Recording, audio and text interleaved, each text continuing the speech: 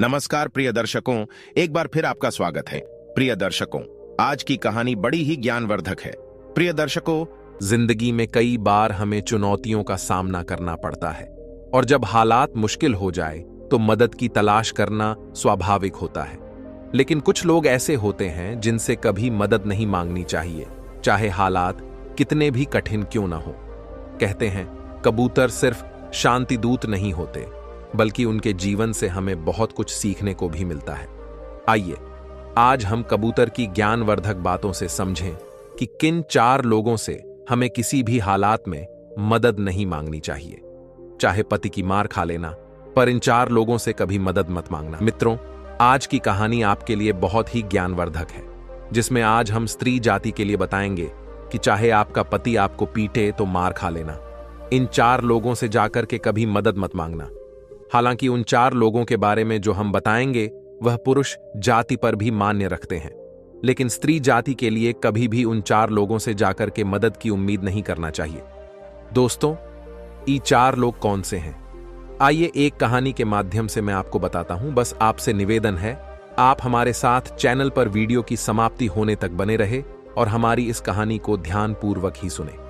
मित्रों, एक समय की बात है, किसी राजा के राजमहल में एक कबूतर और कबूतरी का जोड़ा रहता था। वह कबूतर और कबूतरी उस राजमहल में एक दीवार में खाली जो जगह थी उसमें बड़े प्रेम से ही रहा करते थे। एक समय की बात है, रात्रि का समय था, तो कबूतरी अपने पति कबूतर से पूछने लगी कि हे स्वामी, मेरे मन में एक प्रश्न है, एक सवाल है और वो मैं आपसे पूछना चाहती हूं। कबूतर कहता है, कहिए प्रिय, क्या बात है?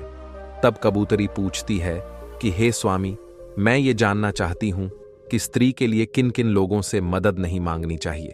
जब भी कभी मुसीबत आए तो पति को छोड़ करके और किन लोगों से मदद नहीं मांगनी चाहिए, किन से मांगनी चाहिए? बस यही सवाल है। हे प्राणनाथ, हमारे इस प्रश्न का उत्तर देने की कृपा कर। तो दोस्तों, वह कबूतर कहता है कि हे प्रिय, तुमने जो हमसे यह प्रश्न किया है यह स्त्री जाति के लिए बहुत ही कल्याणकारी है और उपयोगी भी है। आइए हम तुम्हारे इस प्रश्न का जवाब देने से पहले एक कहानी सुनाता हूं और उम्मीद है इसी कहानी के माध्यम से ही आपके प्रश्न का जवाब आपको मिल जाएगा। आपसे बस यही चाहूंगा कि आप हमारी इस कहानी को ध्यानपूर्वक ही सुनना। पहले कहानी को सुनिए और उसके बाद में हम उन 4 लोगों के बारे में बताएंगे जिन लोगों से भूल कर भी स्त्री जाति के लिए कभी मदद नहीं मांगनी चाहिए।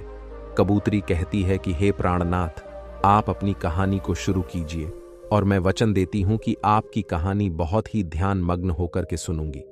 तो दोस्तों, मैं कबूतर कहानी सुनाना आरंभ करता है और कहता है कि हे प्रिय, एक समय की बात है, किसी नगर में एक बहुत ही गरीब व्यक्ति अपनी पत्नी के साथ में रहता था। छोटा मोटा सा व्यापार उसी नगर में करता था, लेकिन उसकी सही तरीका से गुजर बसर नहीं हो रही थी। किसी न किसी बात की समस्या बनी ही रहती थी। उसकी पत्नी जो थी वह बहुत ही बुद्धिमान थी और सुंदर भी थी। इतनी सुंदर थी कि जैसे कोई इश्क की अप्सरा हो। जब पैसों की तंगी से दुखों को झेलते झेलते बहुत दिन व्यतीत हो गए तो एक दिन उस गरीब आदमी की पत्नी कहती है अपने पति से कि हे स्वामी, इस धंधे से इस नगर में काम चलने वाला नहीं है। इस तरह से अब आगे की गुजर नहीं हो पाएगी। आप कहीं बड़े शहर में चले जाओ और अपने व्यापार को आगे बढ़ाओ, अपने धंधे को आगे बढ़ाओ, ताकि हमारा जीवन सही तरीका से कट पाए। मित्रों, वह व्यक्ति जो गरीब था अपनी पत्नी की हर बात को मानता था। क्योंकि उसकी पत्नी बहुत बुद्धिमान थी ही तो उसने अपनी पत्नी से कहा, प्रिय, तुम सही कह रही हो, मैं कल ही शहर में जाता हूं और वही अपने व्यापार को करना आरंभ करूंगा। प्रभु की अगर कृपा रही तो हमारे दिन अच्छे आ जाएंगे। दोस्तों, अपनी पत्नी से कहने के बाद में अब जो गरीब आदमी था अपने एक मित्र के पास में जाता है। उसका एक बहुत ही घनिष्ठ मित्र था। उसके पास में जाता है और कहता है कि मित्र, कल हम शहर में दूर व्यापार करने के लिए जा रहे हैं और अपनी पत्नी की जिम्मेदारी आपको सौंप करके जाते हैं। ध्यान रखना, हमारी पत्नी को किसी तरह की कोई परेशानी नहीं होनी चाहिए। वैसे तो हमने जरूरत की जो वस्तुएं होती हैं सबकी व्यवस्था कर दी है, खाने पने की बहुत सारी चीजें भी घर पर रख दी है। फिर भी अगर घर पर कोई तंगी हो तो तुम हमारी पत्नी की मदद कर देना, और जब मैं वापस लौट करके आऊंगा तो तुम्हारा जितना भी खर्चा होगा वो मैं सब चुका दूंगा। मित्र, अपनी पत्नी की जिम्मेदारी तुम्हारे ही सौंप करके जा रहा हूं, क्योंकि हमारी पत्नी जो है घर पर अकेली है, इसीलिए हमारी पत्नी का विशेष ध्यान रखना। दोस्तों, उस गरीब आदमी का वो मित्र कहता है, अरे मित्र, आप कैसी बातें करते हैं? आपकी पत्नी जो है वह हमारी भाभी है और हम अच्छी तरीका से आपकी पत्नी की देखभाल करूंगा। किसी तरह की आपकी पत्नी को परेशानी नहीं होने दूंगा। आप निश्चिंत होकर के अपना व्यापार करने के लिए शहर में चले जाओ। आपको किसी तरह की चिंता नहीं होनी चाहिए।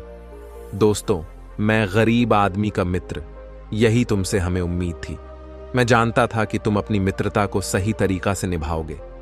उसके बाद में वह अपने घर पर लौट आता है और सारी बात अपनी पत्नी से समझाता है कि अगर आपको किसी तरह की परेशानी हो तो मैंने अपने मित्र से कह दिया है, आपको किसी तरह की कोई दिक्कत नहीं होगी। रात होती है तो अपने पत्नी के साथ सो जाता है और जब सवेरा होता है तो दिनचर्या से निवृत्त होकर के अपनी पत्नी से कहता है, अब हमारे लिए कुछ खाने पीने की वस्तु तैयार कर दो, जिससे आगे अगर हमें कहीं भूख लगेगी तो हम कहीं ना कहीं खा लेंगे। दोस्तों, पत्नी जो है वो खाने के लिए भोजन बनाती है, अपने पति को भोजन करा देती है और कुछ भोजन जो था उसको पैक कर देती है और अपनी पत्नी से आज्ञा लेने के बाद वह गरीब आदमी व्यापार करने के लिए शहर के लिए चला जाता है। इधर दोस्तों, जो उसका घनिष्ठ मित्र था, जो अपनी पत्नी की जिम्मेदारी अपने मित्र को सुपर्स गरीब आदमी के घर आने जाने लगा और अपने मित्र की पत्नी को हर तरह से सांत्वना देने लगा कि आप किसी बात की टेंशन मत लेना, मैं हूं ना, आपको किसी तरह की परेशानी नहीं होने दूंगा, क्योंकि आप हमारे बहुत ही घनिष्ठ मित्र की पत्नी हैं। इसी तरह से रोज आता था और अपने मित्र की पत्नी से घुल मिल गया। लेकिन वह पतिव्रता स्त्री जो देखने में बहुत सुंदर थी, वो नहीं जानती थी अपने पति के मित्र के बारे में कि उसका पति का मित्र जो है वह भ्रष्ट है और वह उसके लिए गलत नजर से देख रहा है। इसी तरह से कुछ दिन व्यतीत हो गए। एक दिन उस गरीब आदमी का मित्र जो था अपने मित्र की पत्नी से कहने ही लगा कि आपको ईश्वर ने, तो वह जो गरीब आदमी था उसके लिए बहुत ही क्रोध आ जाता है। उसने अपने मित्र से कुछ नहीं कहा। जब शाम हो जाती है, घर पर आता है तो उसकी पत्नी जो थी भोजन लेकर के आती है, लेकिन वह भोजन तो कर लेता है, अपनी पत्नी से सही तरीका से बात भी नहीं करता, बोलता भी नहीं है और भोजन करने के बाद में अपने बिस्तर पर सोने के लिए चला जाता है। उसकी पत्नी जो थी वह बहुत ही बुद्धिमान थी। वो समझ की थी कि इनके मित्र ने हमारे बारे में कुछ जरूर कहा होगा, लेकिन उसने पूछा नहीं कि तुम्हारे मित्र ने हमारे बारे में क्या कहा है। जाकर के अपने बिस्तर पर अपने पति के पैर दबाती है और अपने पति के साथ में सो जाती है। इसी तरीका से अगला दिन हुआ, लेकिन उसके पति ने सही तरीका से बात भी नहीं की, बोलना भी बंद कर दिया। उसी स्त्री ने अपने पति पर यह दबाव नहीं डाला कि आप हमसे बात क्यों नहीं करते हो, लेकिन वो अपने पति की सेवा करती रही। एक रात की बात है, उसकी पत्नी ने पूछा कि आप आजकल बदले हुए नजर आ रहे हो, आजकल आप सही तरीका से बात नहीं करते, इतने दिन हो गए, क्या बात है? तो दोस्तों, उस गरीब आदमी को इतना गुस्सा आ गया कि उसने डंडा उठाया और इतनी पिटाई की, बहुत मारता रहा। उसकी पत्नी बेहोश हो गई। उसने तो इसलिए मारा था कि इसको मैं पीटते पीटते मार डालूं। जब वह बेहोश हो गई तो वह समझ गया कि यह मर गई है और उसके बाद वह रात में ही फरार हो गया। इधर दोस्तों, उसकी पत्नी मरी हुई नहीं थी। कुछ समय के बाद में जब उसे होश आ जाता है तो वह कराती हुई उठती है और उस भयानक अंधेरी रात में घर से निकल देती है। आंखों से अश्रुधारा बह रही थी। कराती हुई नगर से बाहर गई। एक मंदिर था और उसी मंदिर में जाकर के मूर्ति के सामने बैठ गई। दुर्गा की मूर्ति थी और दुर्गा मां के सामने रोने लगी और कहने लगी कि हे माता, ये हमारे कौन से कर्मों की सजा है, हमारा कौन सा यह इम्तिहान आप ले रही हो। आज हमारे पति ने हमको इतना मारा, उन्होंने तो यही सोच के मारा था कि आज हमें वह खत्म कर देगा, लेकिन मैं आज बच गई, हमारे कौन से कर्मों की सजा मिल रही है। इस तरीका से रो रही थी और खड़ रही थी। दोस्तों, उसी रात में उतने ही समय एक सज्जन व्यक्ति जो था, जो एक सेठ था, वह अपने नौकरों के साथ में वहीं से गुजर रहा था। जब उसके कान में किसी स्त्री के कराने की आवाज पहुंचती है तो उसने अपने नौकरों से कहा कि जाओ उस मंदिर में देखो, कोई करा रहा है। कोई मुसीबत में है तो नौकर भाग करके जाते हैं, देखते हैं कि एक स्त्री देवी मां की मूर्ति के सामने रो रही है। आकर के सेठ जी से कहा कि कि कोई स्त्री रो रही है और वह बहुत परेशानी में लग रही है।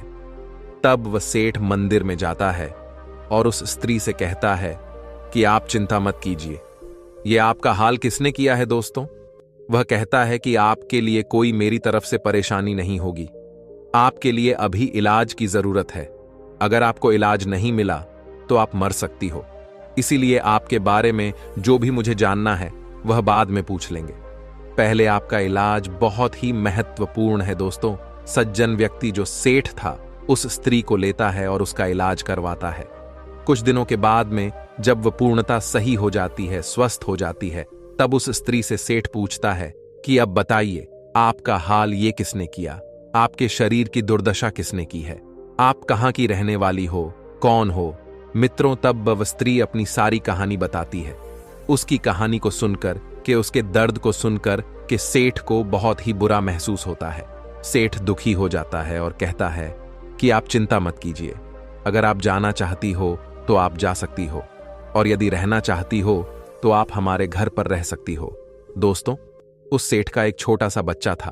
उसकी भी पत्नी जो थी वह खत्म हो चुकी थी। छोटा सा बच्चा था। उस गरीब आदमी की स्त्री ने कहा कि हे भाई, अब मैं कहां जाऊंगी? मेरा पति तो मुझे मार करके फरार हो गया है, मैं किसके सहारे? मेरा कोई इस दुनिया में अब नहीं है, मैं आपके ही घर पर रहना चाहती हूं। मित्रों, तब सज्जन व्यक्ति कहता है ठीक है, यदि आप हमारे घर पर रहना चाहती हो तो यह हमारा छोटा सा बच्चा है, हमारी पत्नी मर चुकी है और इसीलिए आप हमारे इस बच्चे का पालन पोषण कीजिए, इसको पालिए, यही आपकी जिम्मेदारी है और यही आपका काम है। आपको हमारे घर में कोई तकलीफ नहीं होगी। दोस्तों, फिर वह खुशी खुशी जो स्त्री थी उसे के घर में रहने लगती है और उसके बच्चे की अच्छी तरीका से देखभाल करने लगती है। इसी तरीका से कुछ दिन व्यतीत हो गए। मित्रों, सज्जन व्यक्ति का जो नौकर था वह उस स्त्री पर मोहित हो गया था, क्योंकि वह इतनी सुंदर ही थी। मैं उसे मन ही मन बहुत चाहने लगा और उससे शारीरिक संबंध बनाना चाहता था। एक दिन की बात है, उस नौकर ने जाकर के उस स्त्री से कहा कि देखिए, यदि आप इस घर में रहो तो आपके लिए एक काम करना पड़ेगा। स्त्री ने पूछा, बताइए भाई साहब, क्या करना पड़ेगा? तब नौकर कहता है कि आपके लिए रोजाना रात में हमारे साथ बिस्तर पर सोना पड़ेगा। वह स्त्री कहती है कि वैसे भी मैं बहुत विपत्ति की बारी हूं और आप हमारी सुंदरता पर मोहित हो गए हैं, लेकिन आप जो सोच रहे हैं ऐसा कदापि जीवन में नहीं हो सकता, क्योंकि मैं अपने पात व्रत धर्म को निभाती हूं। जो आप सोच रहे हो वह मैं अपने पति के साथ ही कर सकती, वरना इस दुनिया में कोई ऐसा पुरुष नहीं है जो हमारे शरीर को छू पाए। मित्र, साफ इनकार जब उस स्त्री ने कर दिया, तब मैं नौकर कहने लगा, यदि आप हमारी बात को नहीं मानती हो तो आपके लिए हम इस नगर में बदनाम कर देंगे। उस स्त्री ने कहा, आपके मन में जो भी आए वो कीजिए, लेकिन जो आप सोच रहे हो वो हरगिज नहीं हो सकता। दोस्तों, मैं दुखी होकर के नौकर वापस चला जाता है। एक शाम की बात है, अंधेरा हो गया था।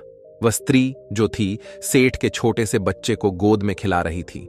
इधर काम वासना से पीड़ित होकर कि अब नौकर जो है तलवार हाथ में लेता है और जाकर के उस स्त्री के गोद से बच्चा उठा लेता है और उसकी गर्दन को तलवार से उड़ा देता है। यह देख करके वह स्त्री घबरा गई और भाग करके वह नौकर सेठ जी के पास में पहुंचा और कहने लगा कि हे सेठ जी, मैं पहले ही सोच रहा था कि यह स्त्री कर रही है। यह स्त्री विपत्ति की मारी नहीं है, यह कोई डायन स्त्री है, कोई पाप स्त्री है। देख लिया, आज इसने तुम्हारे छोटे बच्चे का कत्ल कर ही दिया है, तुम्हारे बच्चे को मार दिया है। दोस्तों, ये जब सुनता है तो सेठ घबरा करके भागता है। जाकर के देखा तो बच्चा का सिर अलग पड़ा हुआ था और उसका धड़ अलग पड़ा हुआ था।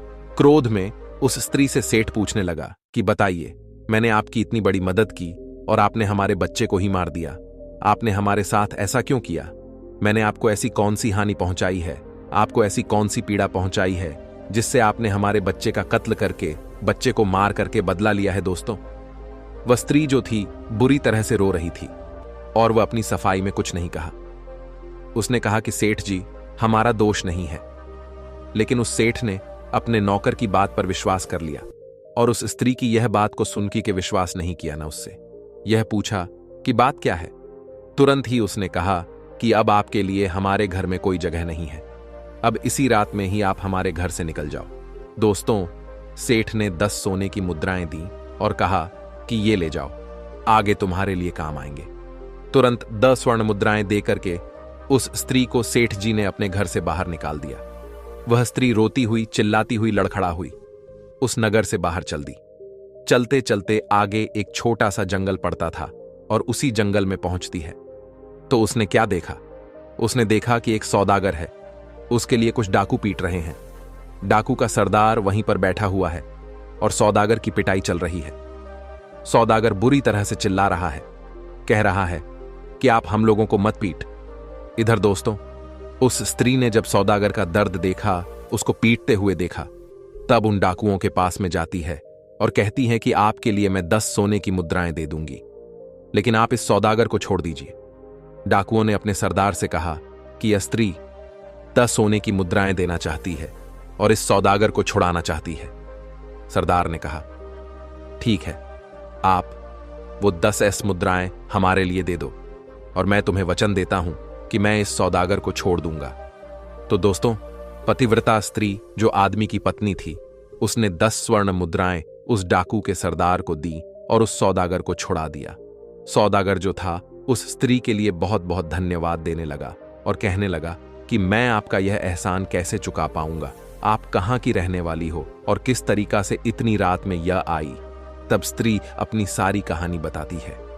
तब सौदागर कहता है, आप चिंता मत कीजिए, जिस तरीका से आपने से मेरी जान बचाई है, डाकुओं से मेरी रक्षा की है, और इसी तरीका से मैं भी वचन देता हूं कि तुम्हारा इस दुनिया में कोई नहीं है, तो मैं तुम्हारा भाई हूं और मैं तुम्हारी पूरे जीवन भर रक्षा करूंगा।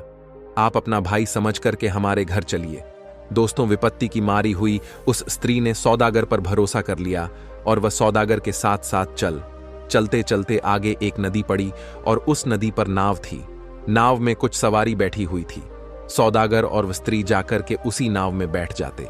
इधर दोस्तों, जो नाव में और सवार लोग थे, वह उस सुंदर स्त्री को घूर घूर करके देखने लगते हैं, क्योंकि वे बहुत सुंदर थी। उस स्त्री ने देखा कि यह हम पर घूर घूर करके देख रहे हैं, कोई ऐसा ना हो कि हम पर कोई गलत नजर डाल दे, इसलिए नाव में एक कोने में जाकर के बैठकर इधर एक बड़ा सौदागर था, उसकी सुंदरता पर मोहित हो गया था। उसने उस छोटे सौदागर से पूछा कि बताइए, आपकी यह कौन लगती है? तब सौदागर कहता है, भाई साहब, ये हमारी प्रेमिका लगती है। बड़ा सौदागर कहने लगा, आप इसको बेचना चाहेंगे? तब सौदागर ने कहा, अरे नहीं, प्रेमिका कहीं बेची जाती है। तब बड़े सौदागर ने अपनी झोली से 50 स्वर्ण मुद्राएं निकाली, 50 सोने की मुद्राएं निकाल करके दिखाता हुआ और कहने लगा, यदि आप अपनी इस प्रेमिका को हमें बेच दोगे तो यह 50 स्वर्ण मुद्राएं मैं आपको दे दूंगा। मित्रों, छोटा सौदागर जो उसने भाई बन करके उस स्त्री के लिए वचन दिया था कि मैं तुम्हारी रक्षा करूंगा, वह लोभ में फंस गया, लालच में आ गया। उसने कहा, ठीक है, लाइए, ये 50 सोने की मुद्राएं हमें दे दो, मैं यहां से जाता हूं और हमारी इस प्रेमिका को तुम ले जाना भा। 50 सोने की मुद्राएं बड़ा सौदागर उस छोटे सौदागर को देता है और उन मुद्राओं को लेकर के सौदागर तुरंत ही वहां से चुपचाप नाव से उतर करके चला जाता है। इधर कुछ देर के बाद में नाविक नाव छोड़ देता है। नाव जब चलने लगती है तो बड़ा सौदागर जो था वह उस स्त्री के पास में पहुंच जाता है और कहने लगता है कि चलिए अब हमारे साथ, कि आप अब हमारी गुलाम हैं और आप हमारे साथ चलिए, मेरे पास में बैठिए। स्त्री कहने लगी, आपकी गुलाम? अरे, मैं आपकी गुलाम हो सकती हूं और आपके साथ कैसे चल सकती हूं? तब उस बड़े सौदागर ने कहा कि तुम्हारा जो मैं प्रेमी था, मैं 50 मुद्राओं में तुम्हें बेच गया है। स्त्री कहने लगी, हमारा कोई प्रेमी नहीं था। जवाब दिया सौदागर, कौन था तेरा? तब मैं कहने लगी, मैं तो मेरा भाई लगता था, जिसने हमारी रक्षा करने के लिए मुझे वचन दिया था, जिसकी मैंने डाकू से जान बचाई थी। मैं बड़ा सौदागर कहने लगा, नहीं, वो तेरा भाई नहीं हो सकता, वो तो तेरा प्रेम। उसने कहा था कि तू उसकी प्रेमिका है और इसलिए वह 50 मुद्राएं हमसे ले गया है और वह नाव से उतर करके चला गया और तुझे हमारे लिए बेच गया है। आज से तू हमारी गुलाम स्त्री कहने लगी। नहीं, ऐसा नहीं हो सकता, तुम झूठ बोलते हो दोस्तों। तब बड़ा सौदागर कहने लगा, अगर तुझे विश्वास नहीं है तो इस नाव में जितने भी लोग सवार हैं इनसे पूछ लो। उन लोगों ने सबने कह दिया कि यह बड़ा सौदागर सही कहता है। तेरे उस प्रेमी ने मेरे सामने से 50 स्वर्ण मुद्राएं ली और तुझे बेच गया है। दोस्तों, यह सुनक के उस पतिव्रता स्त्री के पैरों के तले जमीन खिसक गई। उसने फिर यशु से ध्यान लगाया और कहने लगी, कि हे प्रभु, अब तेरे सिवा हमारे धर्म की कोई रक्षा नहीं कर सकता। मैं कहां तक अपने धर्म की रक्षा करूं? जहां भी जाती हूं सब हमारी सुंदरता को देख करके हमारे धर्म को लूटने के लिए तैयार हो जाते हैं, हमारे पतिव्रत धर्म को भंग करने के लिए उतावले हो जाते हैं। हे प्रभु, आज हमें इस दरिंदे से तू बचा दे ले, तेरे अलावा हम कोई बचा नहीं सकता, और नहीं तो आज हमारा पतिव्रत धर्म भ्रष्ट हो जाएगा, नष्ट हो जाएगा। दोस्तों, उसने जब ईश्वर से यह विनती की तो उसकी विनती को ईश्वर ने सुन लिया। क्या होता है कि एक ऐसी पानी की लहर आती है और उसी पानी की लहर में वो नाव जो थी पलट गई, डूब गई। सारे लोग डूबने लगे।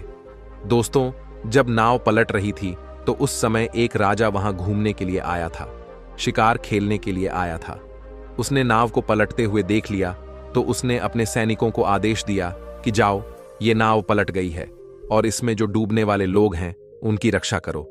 सैनिक उसी जल में कूद जाते हैं, लेकिन कोई नहीं उनके लिए मिला। भाई, स्त्री मिल जाती है।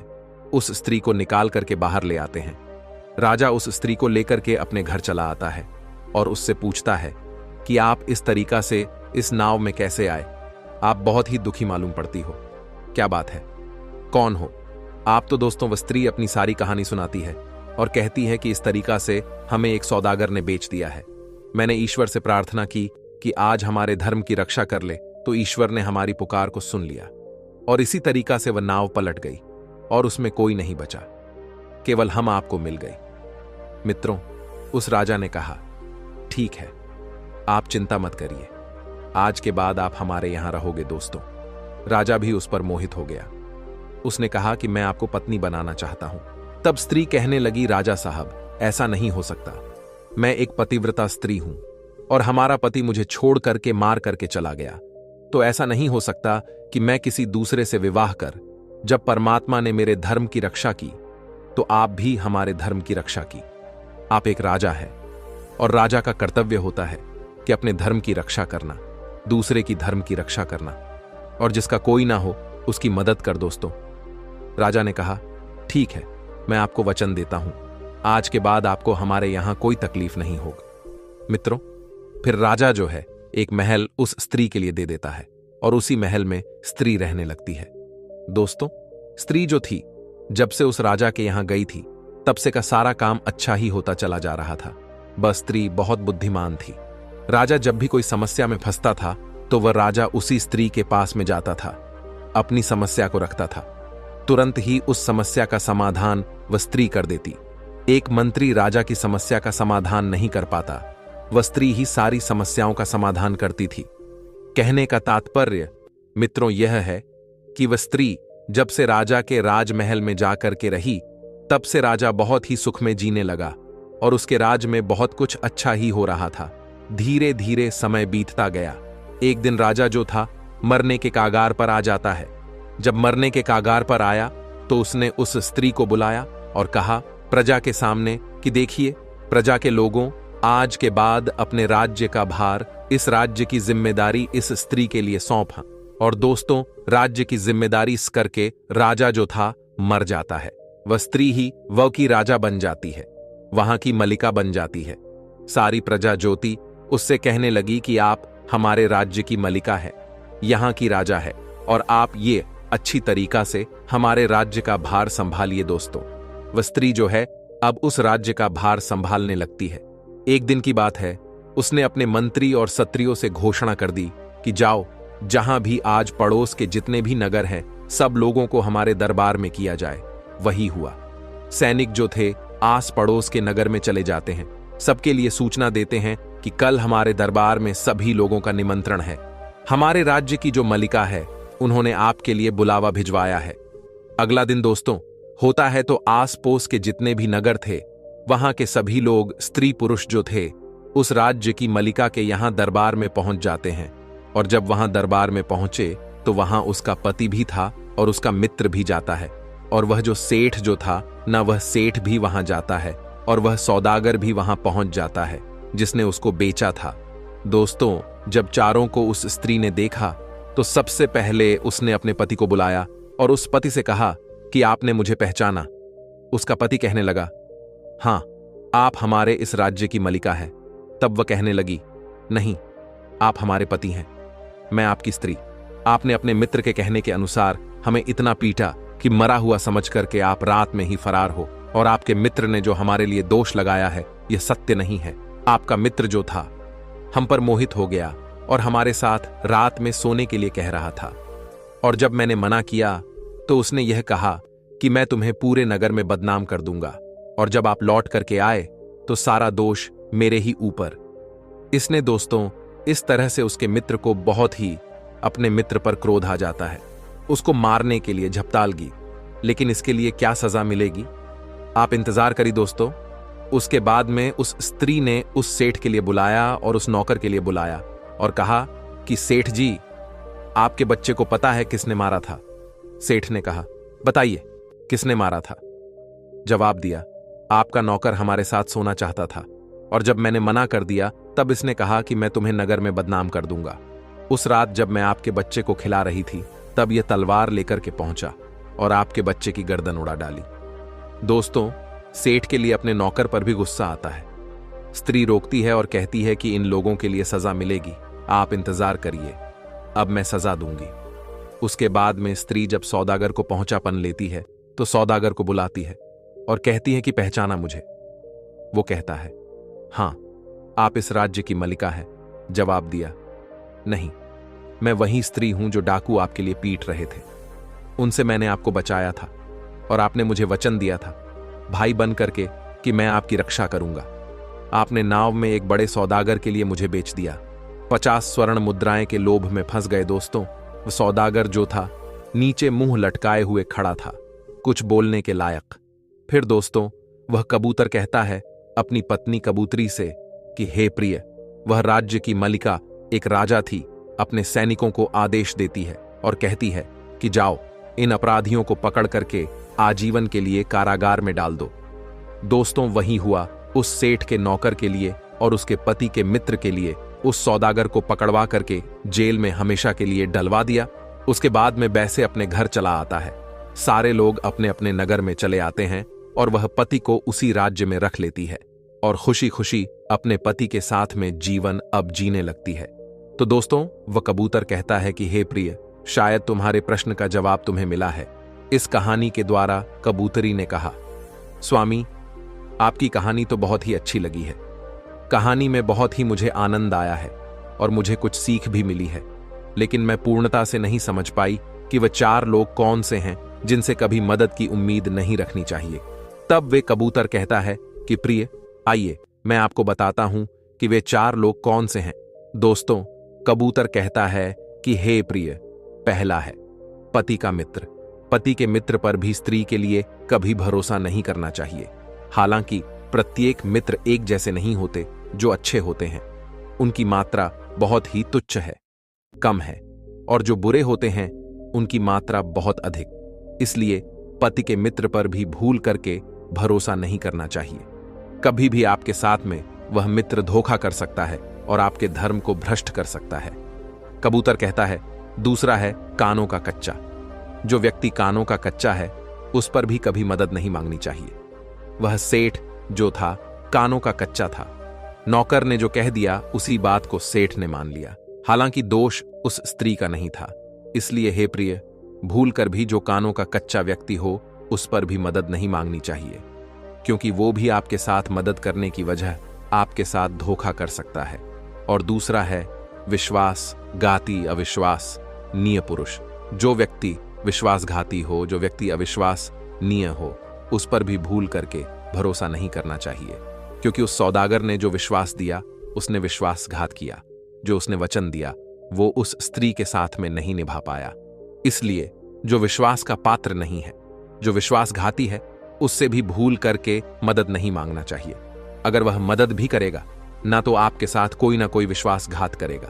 कबूतर कहता है कि हे प्रिय, और अंतिम चौथा व्यक्ति वह है लोभी और लालची। लोभी, लालची से भी मदद की उम्मीद मत करना, क्योंकि वह सौदागर लोभ में फंस गया, लालच में फंस गया और उसने अपनी रक्षा करवाली स्त्री को बच दिया। इसलिए हे कबूतर, जो इंसान लोभी है, लालची है, ऐसे व्यक्ति पर भी कभी मदद मत मांगना। हे प्रिय, यही 4 लोग हैं जो हमने इस कहानी के माध्यम से तुम्हें बताए दोस्तों। अपने प्रश्न का सही उत्तर जान करके वह कबूतरी बहुत ही प्रसन्न हो गई। तो दोस्तों, यह कहानी स्त्री जाति के लिए ही नहीं, पुरुषों पर भी यह मान्य रखती है कि ऐसे 4 लोगों पर कभी भी मदद नहीं मांगनी चाहिए। दोस्तों, जिंदगी में कई बार ऐसी परिस्थितियां आ सकती हैं जहां हमें मदद की जरूरत महसूस होती है, लेकिन सही व्यक्ति से मदद लेना ही असली समझदारी है। अगर हम कबूतर की तरह धैर्य और विवेक से काम लें तो न सिर्फ हम कठिनाइयों से बाहर निकल सकते हैं, बल्कि एक सशक्त जीवन जी सकते हैं। याद रखें, चुनौतियां हमें मजबूत बनाने आई हैं। सही चुनाव और सही समझ ही हमें हर मुश्किल से पार ले जा सकती है। तो अगली बार जब आप किसी चुनौती का सामना करें तो याद रखिए, कबूतर की ये ज्ञानवर्धक बातें और सोच समझकर मदद लें। अगर आपको ये वीडियो पसंद आया हो तो इसे लाइक करें, शेयर करें और हमारे चैनल को सब्सक्राइब करना न भूलें, ताकि हम आपको ऐसी और भी ज्ञानवर्धक बातें दे सकें। धन्यवाद।